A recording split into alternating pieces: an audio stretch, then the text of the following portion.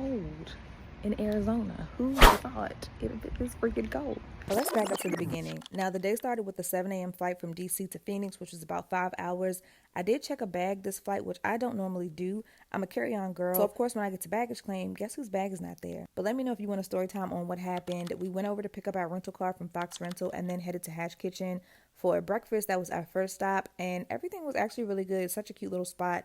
We drove about 45 minutes to Carefree, where we checked in at Savannah Wellness. I'm sure you've seen this place by now, but we got these cute journals and a water bottle.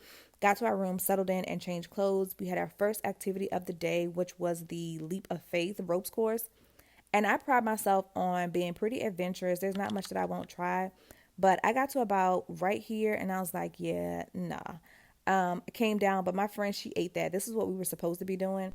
Now I couldn't go out like a punk, so I made sure I completed the second obstacle, which you were supposed to stand at the very top of this beam and jump off. I couldn't do that either. I sat, but we got it done. I don't need to do that again. We got dressed for dinner and then headed over to Maple and Ash. Maple and Ash was an absolute 10 out of 10. Everything we had was delicious. The service was great. I'm going to do a separate video on them. But once we wrapped up dinner, we went back to the hotel and we called it a night. It is day 2 in Arizona and I'm up early. Now, day 2, I was up bright and early. I wanted to see the sunrise, so I walked around the property, kind of took in the sights. It was still pretty cool that day too. But I did stop by their cafe and got a green juice and a muffin and just sat outside. I had a new camera lens I was playing with, and I saw this hummingbird that made me think of like my grandmother who had hummingbird feeders growing up.